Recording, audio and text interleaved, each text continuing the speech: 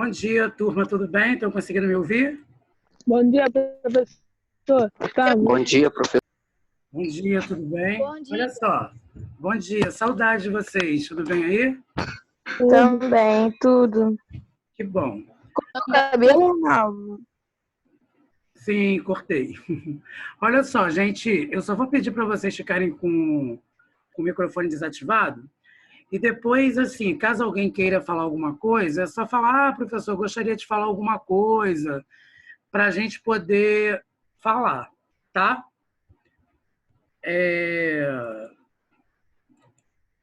Vocês estão vendo alguma coisa aí na tela, turma? Estamos. Estão disciplina literatura, é isso? Sim. Então tá, vamos lá. Deixa eu ver aqui. Ok, Ana. Então, olha só. Aqui no caso, turma, nós temos o Ariano Suassuna, né? O Ariano Suassuna foi o autor de O Ato da Compadecida, que é o nosso livro de literatura. Estão lembrando mais ou menos disso? Antes que vocês me perguntem, o nosso trabalho de literatura, ele irá existir, tá? Eu vou jogando para frente, dependendo de quando nós voltarmos para a escola. Tá, turma? Tudo bem até aí? Sim. Então, olha só. Vamos entender, né? No caso, o Alto da Compadecida.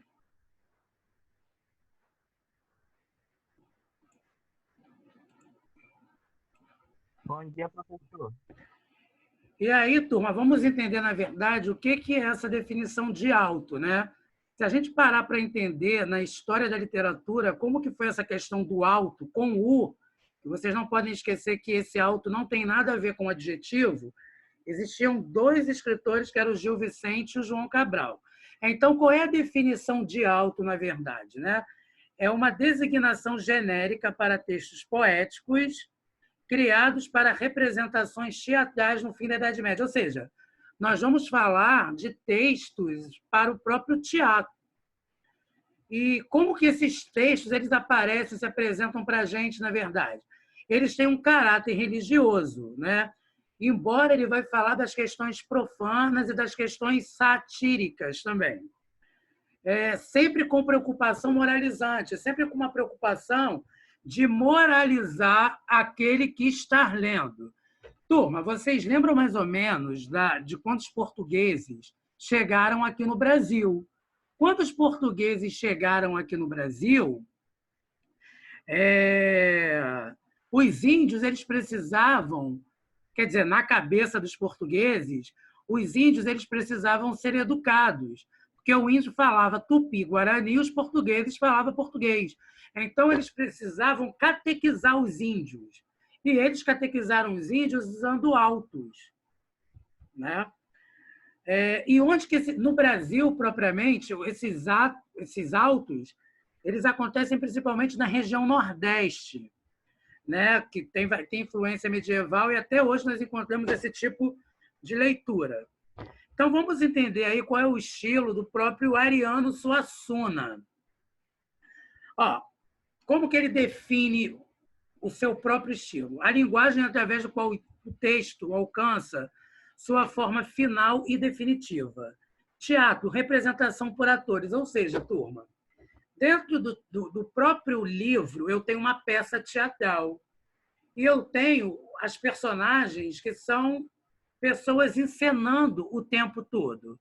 Tanto que eles falam declamando, né? Você vê que o João Grilo ele fala declamando, o próprio Chicó. O autor ele não propõe nenhuma linguagem oral que seja regionalista, ou seja, ele não está querendo que seja algo voltado para o Nordeste, até porque o texto dele vai se adequar a qualquer região. E ele ainda fala, turma, de uma apropriação, renovação, ou seja, cada vez que nós lermos, nós vamos renovar a nossa leitura, nós vamos renovar a nossa conexão com o próprio texto e nós ainda iremos nos apropriar de uma linguagem diferente. Aqui, no caso, nós temos a imagem, vocês estão vendo aqui embaixo uma imagem, né, da Compadecida, de uma xilogravura. A xilogravura, na verdade, são imagens e gravuras que nós encontramos no tipo de literatura como essa, que, no caso, Vai ter presença da literatura de cordel também aqui, né? Olha só, gente, como que é a estrutura do texto do Ariano Suassuna? A obra, a estrutura dele é escrita com base em romances de histórias populares do Nordeste, no caso, cordel. A estrutura desse livro, gente, é dividida em 3 atos. No caso, nós chamamos de capítulos, de partes, né? Mas em um auto nós chamamos de ato. E é um texto teatral também, então nós vamos chamar de ato. O autor concebe a peça uma representação dentro de outra representação. Ou seja, uma peça que vai ter uma representação, por isso que é uma representação dentro de uma representação. É bom deixar claro que seu teatro é mais aproximado dos espetáculos de circo e da tradição popular do que o teatro moderno. Ou seja, gente, o teatro, né, o teatro de Ariano Suassuna, que é do Alto da Compadecida, ele virá de uma maneira circense, do circo. Então, vai ter a presença de um palhaço, que vai, no caso, introduzir o texto, introduzir a peça. Quanto à questão do cenário, ele vai ficar a critério do diretor. Pode ser uma igreja, o céu, um inferno, etc. Ou seja, gente, se você quiser colocar esse texto dentro de uma floresta, você pode colocar sem o menor problema. Todo mundo está conseguindo entender o que eu estou falando? 9º ano, querido. Sim. Sim. Então, está todo mundo entendendo, né? Ok. Então, olha só, turma. Deixa eu compartilhar aqui a tela novamente.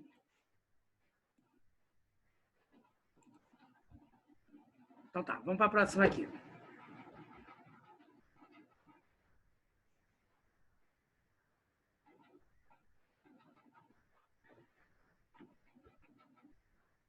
Sobre essa questão que você está perguntando aí, Ana Clara Alves, onde vocês compraram o livro, você pode comprar o livro em qualquer livraria. E se você não conseguir ainda comprar, né, já que está difícil para caramba, baixa o livro. Você pode baixar o livro pela própria internet. Isso aí, o Emanuele baixou pela própria internet. Então tá, turma. Vou continuar aqui. Obrigado, tá, senhoritas, pelas informações.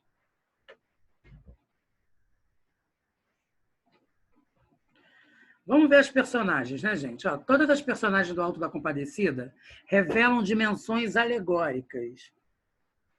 Turma, essa palavra alegórica aqui nada tem a ver com alegoria de carnaval. A alegoria ela é entendida como a concretização de qualidades ou entidades que são abstratas. Exemplo, os sentimentos, as sensações, por meio de imagem e figura de pessoas. É aquela figura de linguagem que a gente aprende chamada personificação. Exemplo, ciúme. Eu vou representar o ciúme.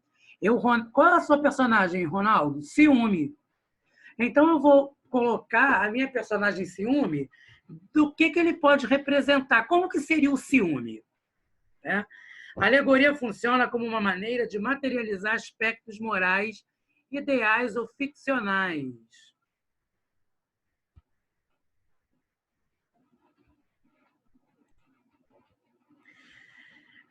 Cabe salientar que parte das personagens não apresentam nomes próprios, são tipos.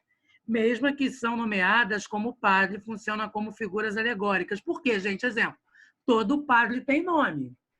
Mas aí vamos dizer que o nome do padre seja Antônio. Eu não vou falar padre Antônio nessa literatura. Eu vou falar o padre. E o padre acaba sendo uma alegoria, porque acaba sendo a representação da figura do padre. O que ele representa, o que ele significa, qual é a imagem que eu tenho de um padre.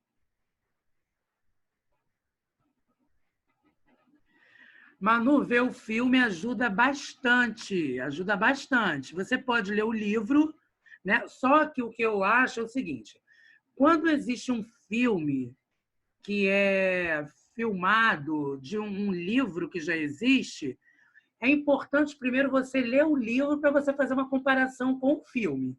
Nunca a gente deve ver o filme antes de ler o livro, tá? É a dica que eu dou para vocês.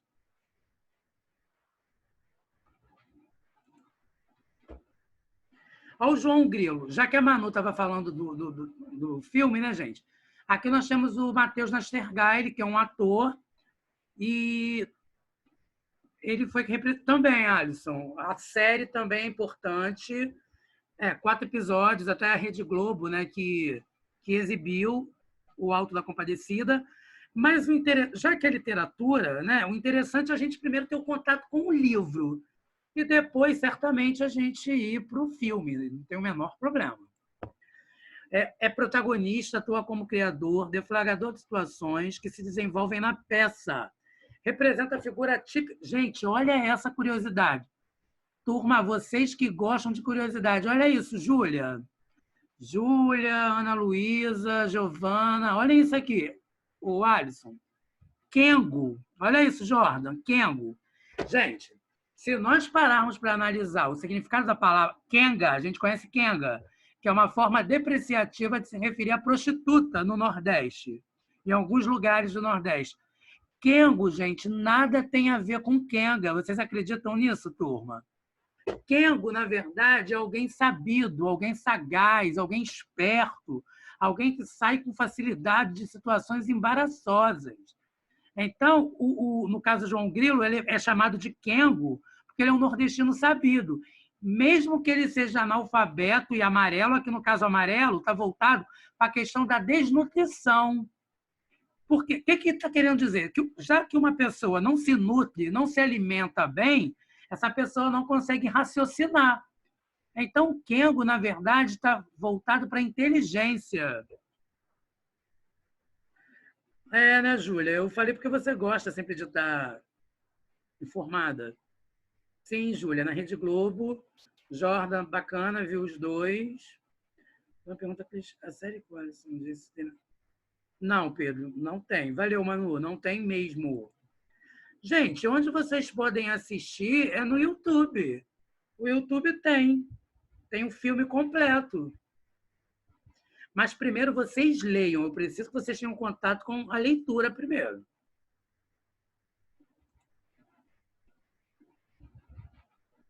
Ok.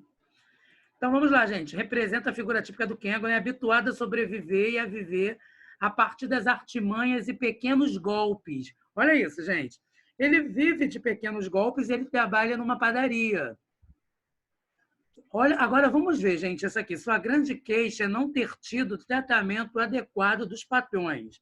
O padeiro e sua mulher, quando adoeceu, fora ignorado por eles, que tratava o cachorro com bife passado na manteiga. Gente, tudo bem, né? Cada um trata o cachorro da forma que bem quiser e achar melhor. Mas, exemplo, o ser humano está doente, né? E você não se preocupar, você empregado e o seu patrão não se preocupar com a sua saúde, você ignorar a saúde do seu funcionário e ainda você dá bife com manteiga, passado na manteiga. Então, o João Grilo ficou louco diante da situação ao ver o patrão dando bife frito na manteiga. E ele, por esse fato, ele quis se vingar dos patrões, né? Por o cachorro comer bife frito na manteiga, passado na manteiga, e o padre também, né, gente? Ele não gostava do padre de forma nenhuma. Não é ladrão, porém defende-se como pode. Gente, vamos parar para raciocinar um pouco sobre isso? Não é ladrão, porém defende-se como pode. Alguém gostaria de falar desativando o microfone e depois desativar de novo? Por favor. Calma aí, deixa eu ver o chat aqui um minuto. Assisti o filme há muito tempo. Muito, João, né? Eu também.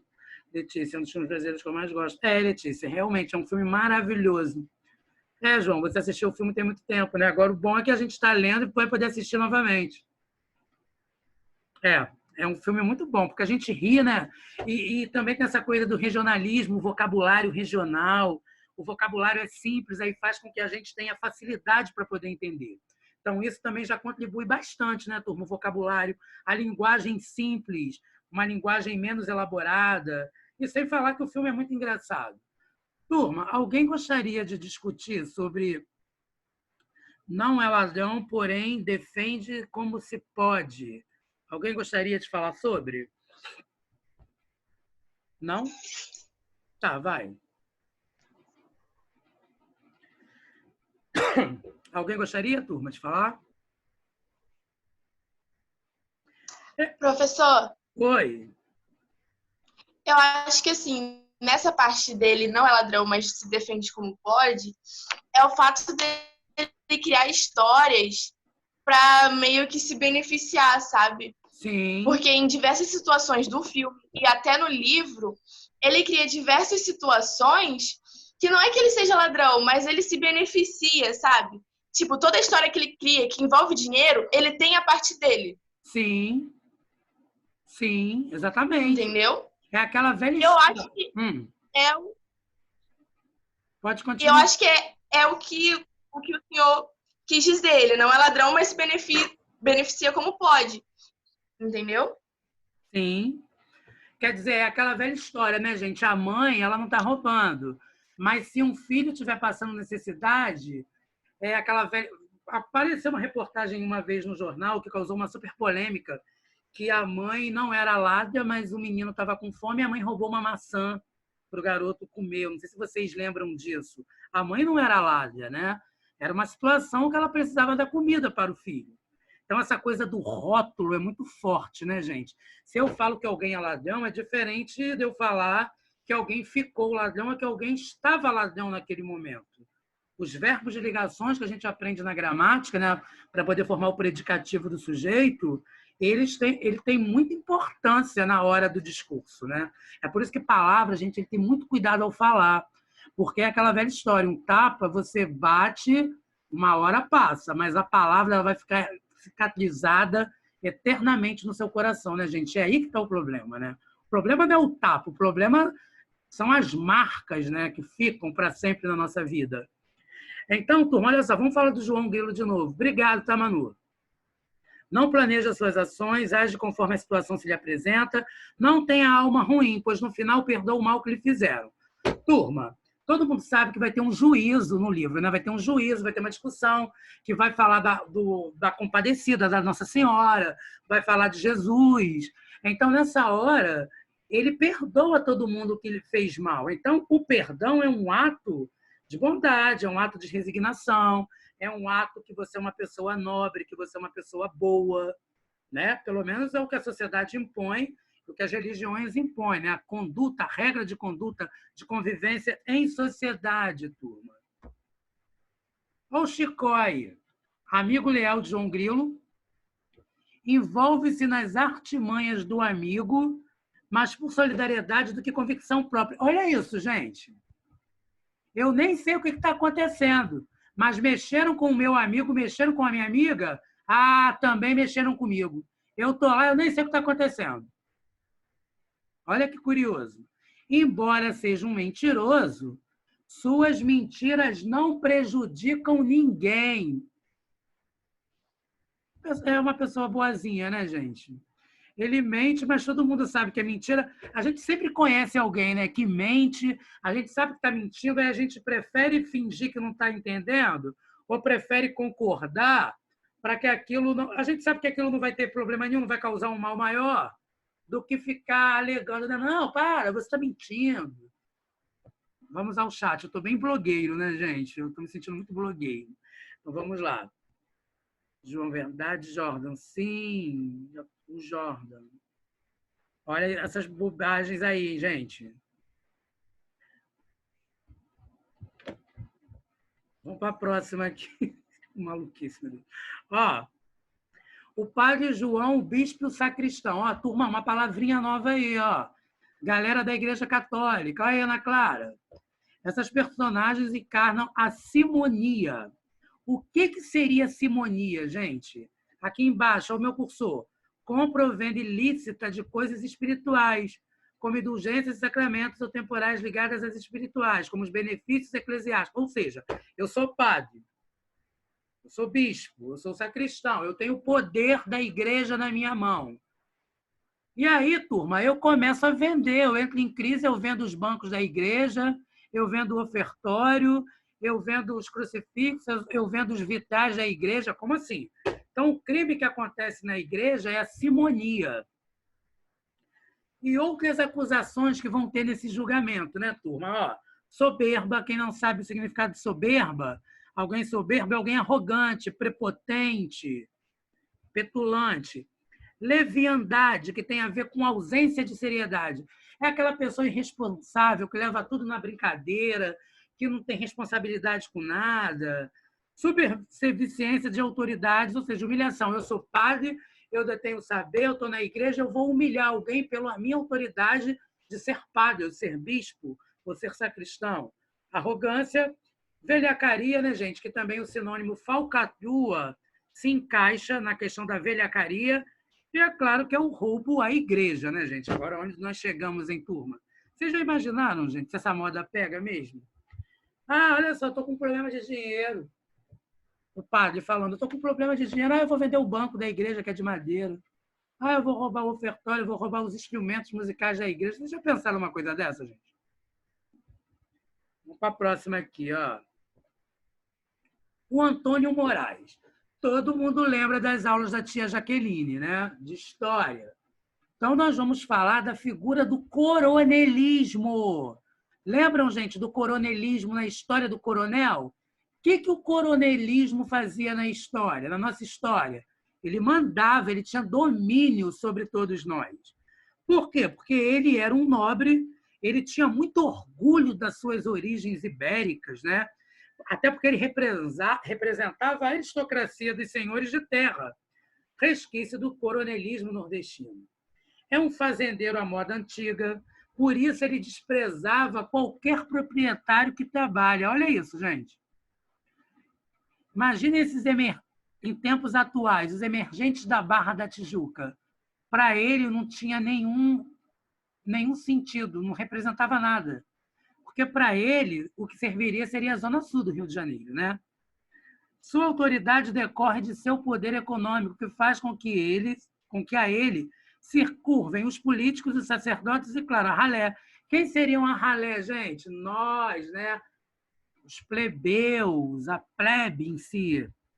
E aí, turma, exemplo, em cidades pequenas, né, no Nordeste, como no caso, passa o livro se passa. Eu sou o coronel, o padre vai rezar a missa. O coronel manda o padre rezar a missa.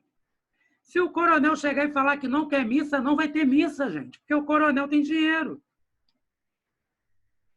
E, no caso aqui, no nosso livro,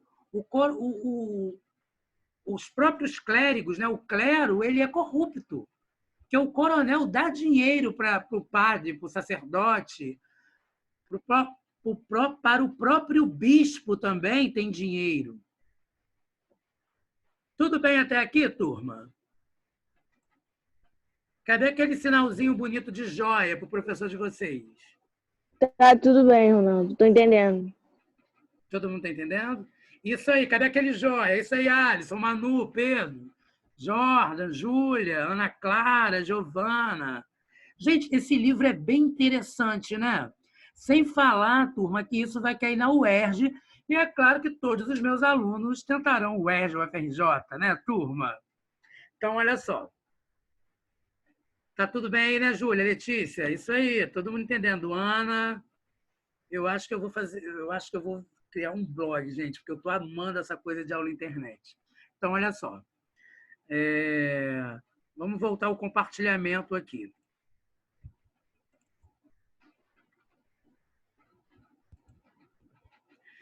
Gente, vamos falar do padeiro e da mulher do padeiro, né? Essas personagens encarnam a exploração da burguesia aos desfavorecidos, como é o caso de João Grilo. Olha isso, gente. Eles são donos da padaria, mas eles vão explorar a plebe, né? No caso, João Grilo.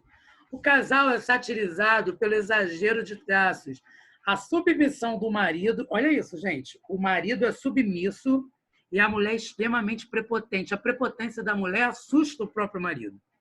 A dedicação da esposa aos animais, ela é dedicada aos animais, as suas infidelidades conjugais. Turma, o que seria ser infidelidades conjugais? Marília Mendonça, né? Infiel, né? Lembram disso aí? Exatamente, ela era infiel, gente. Até mesmo com desclassificados sociais como o Chicó. Ela não podia ver o Chicó, gente. ela tinha um ímã, um poder de atração, sabe, forte no Chicó.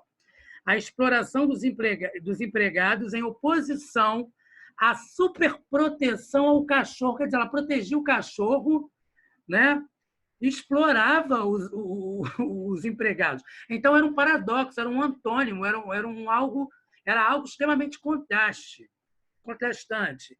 E a evidencia de que o casal fica unido apenas por medo da solidão. Olha isso, gente. Um casal que se une. Exemplo, se não tem mais amor, né? Se alguém está traindo alguém, é porque não existe mais amor, né? Nono ano.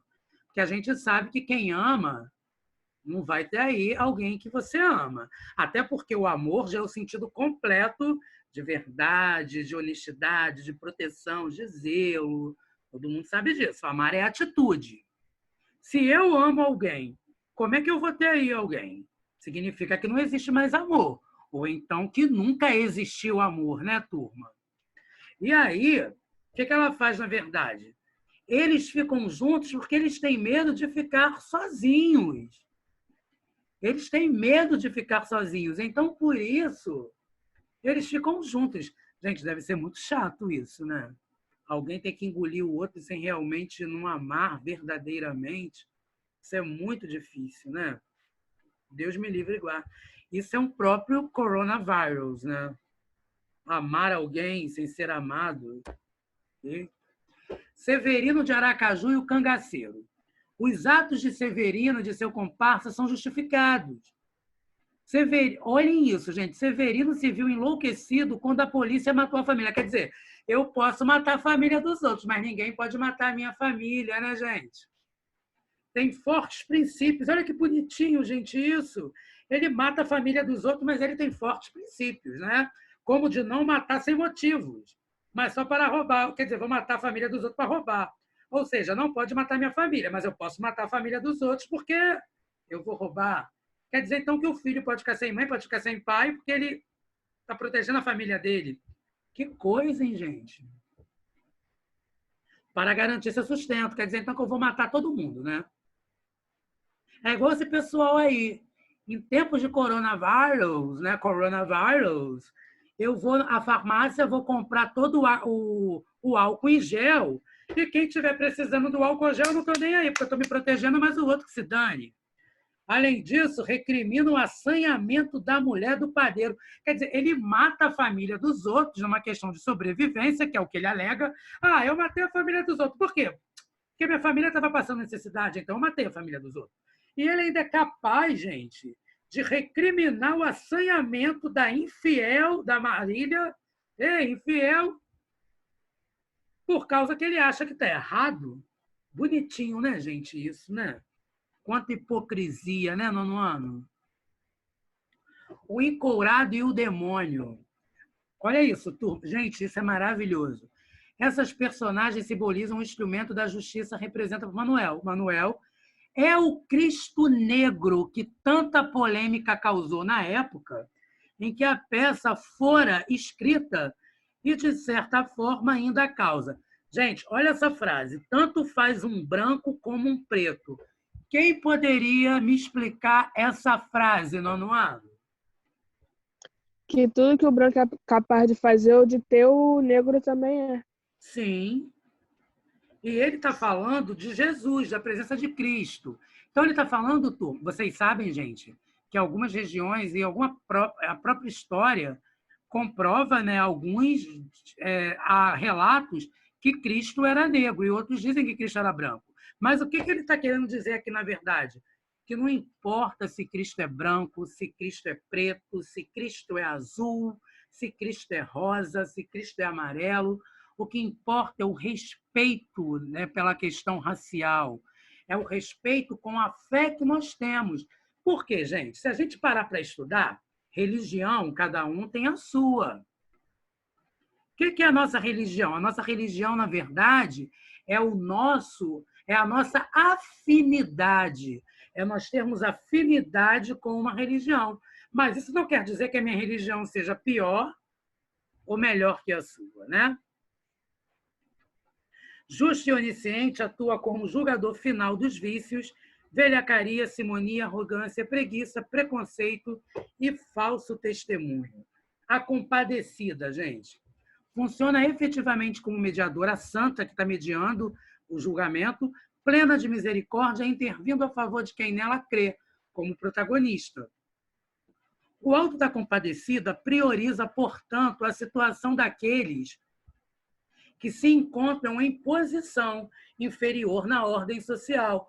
Por isso, o protagonista não se identifica com aqueles que detêm posição de mando.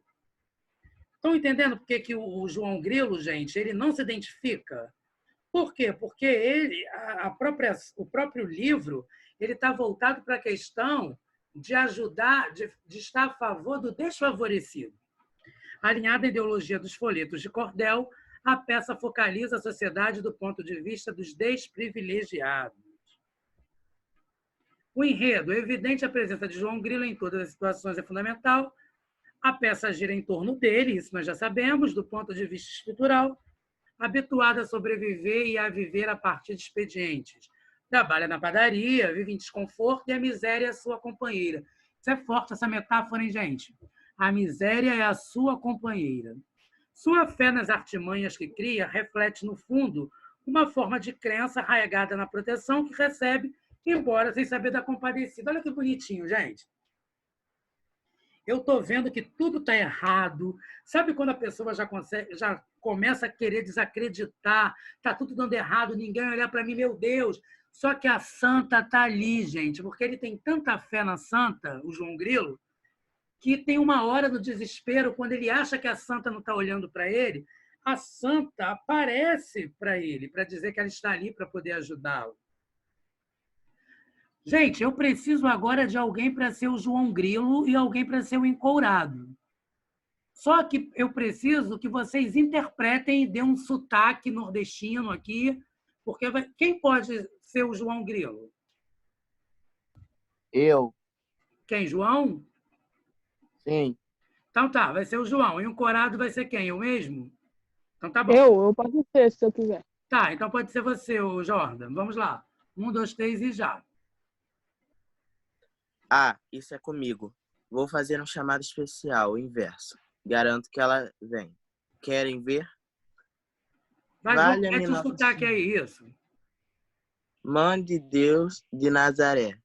A vaca mansa dá leite, a braba dá quando quer.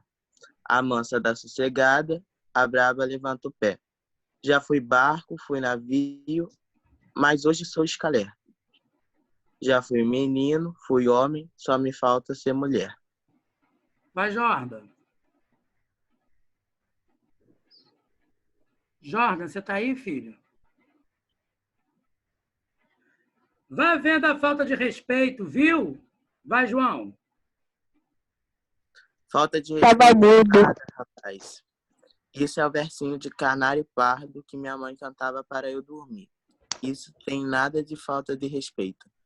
Já fui barco, fui navio, mas hoje sou escalé. Já fui menino, fui homem, só me falta ser mulher. Valha-me Nossa Senhora, Mãe de Deus de Nazaré. Obrigado, João. Obrigado, Jordan. Gente, vocês estão percebendo que existe rima, porque é cordel. Então, eu posso simplesmente chegar... É claro que a leitura do João foi perfeita. Do Jordan, o que nós podemos ouvir um pouco, também foi. Só que o próprio Ariano Suassuna, ele não pede que nós tentemos falar... ou usar um vocabulário, ou então um sotaque nordestino. Mas olha isso se fosse cantado. Gente, preste atenção aqui como que eu vou ler. Caso seria cantado. Vale-me Nossa Senhora, Mãe de Deus de Nazaré, a vaca mansa dá leite, a braba dá quando quer. A mansa dá sossegada, a braba levanta o pé. Já fui barco, fui navio, mas eu sou escalé. Já fui menino, fui homem, só falta ser mulher. Estão vendo mais ou menos como que a rima serve e ele recitando a própria literatura de cordel, turma, serviria? Opa! Vamos à problemática da obra, né? Espero que todos os presentes aproveitem os ensinamentos desta peça e reformem suas vidas, se bem que eu tenho certeza de que todos os que estão aqui são os verdadeiros santos, praticamente da virtude, do amor a Deus e ao próximo sem maldade, sem mesquinhez, incapazes de julgar e de falar mal dos outros, generosos e sem avareza. Ótimos patrões, excelentes empregados, sóbrios, castos e pacientes. E basta-se bem que seja pouco. Gente, cênica vem de cena, então vai ter que ter um palhaço para ser o porta-voz do autor e abrir e fechar o espetáculo. Exemplo, quando nós formos apresentar o nosso teatro, turma, a gente vai ter que ter a presença de um palhaço. O palhaço tem a função de descrever, porque aparece um palhaço na peça, né, do nosso livro, de forma antecipada e didática, o clima da peça, apresentar atores, assim como despertar a curiosidade da plateia sobre o desfecho e adverti-la para que mantenha um distanciamento crítico e consciência crítica. Ele irá esboçar, enfim, a finalidade primordial do espetáculo, que é a intenção moralizante e crítica do autor, respaldada na religiosidade cristã católica. No Alto da Compadecida, portanto, percebe-se uma função metateatral, exercida pelo palhaço que conduz o espetáculo à maneira circense. Ele se dirige ao público, anunciando o que está por vir e fazendo comentários. Na sua qualidade, ele não se mistura à ação da peça. Aparece, sim, no prólogo do início de cada ato. Ou seja, gente, cada ato que vai acontecer, o palhaço aparece para apresentar. O palhaço seria uma espécie de narrador. Todo mundo entendeu? Na sua qualidade, desculpem, ou melhor, Coringa, pois participa da cena do enterro de João Grilo. Os personagens simbolizam pecados, maiores ou menores, que recebem direitos ao julgamento, que gozam do livre-arbítrio e que são ou não condenados. Conclusão. Como posição estética, o Alto da Compadecida procura corporificar as seguintes noções. A criação artística, o teatro em particular, deve levar o povo à cultura desse povo ele mesmo. Ou seja, gente, eu vou ao teatro, só que para eu ir ao teatro, eu tenho que fazer com que essas pessoas que vão ao teatro, elas vão ver cultura do próprio povo, ou seja, delas mesmas. Daí o circo, seu picadeiro e a representação dentro da representação. Menos que essa realidade regional e cultural de um povo, o que importa é criar um projeto que define ideias e concepções universais, como o fim de conscientizar o público. Criar um texto teatral é, antes de tudo, criá-lo para uma encenação. Daí a absoluta liberdade que o autor dá para qualquer modalidade de encenação. Ariano, o Suassuna, reescreve e recontextualiza gêneros medievos em produtos culturais populares nordestinos, questionando procedimentos de exclusão social, política e religiosa por meio de personagens de extração popular. Olha só, turma. Aqui nós temos algumas personagens, né, que é o próprio João Grilo com Cagaceiro, João Grilo e Chicó, a própria Compadecida, que é a Nossa Senhora. Aqui nós temos a mulher do padeiro, o bispo junto com o padre. Nós temos a imagem do demônio. Nós temos Cristo negro. Olha que bonito isso, gente. Nós temos o Cristo negro e Nossa Senhora, que está branca, ou seja, ela, a Nossa Senhora, sendo branca com o filho negro. Isso é maravilhoso, né, gente? Todo mundo sabe que tem que ter união entre as raças. Bem, turma, alguma dúvida até aqui? Nós temos 1 minuto e 10, né? Eu queria dizer que foi um prazer dar aula para vocês hoje, que vocês são uns queridos, que vocês continuem lendo o livro, tá? Cuidem do pai de vocês, cuidem da mãe de vocês, principalmente do vovô e da vovó, tá? Digam eu te amo para o vovô e para a vovó sempre, para todo mundo. Leiam o livro e vamos lá, tá? Qualquer dúvida, podem me chamar no Messenger, no inbox, quem tem o meu Facebook, né? Tá? É isso. Fiquem com Deus e um beijo, tá, turma? Tchau. Tchau. Tchau, professor. Ronaldo.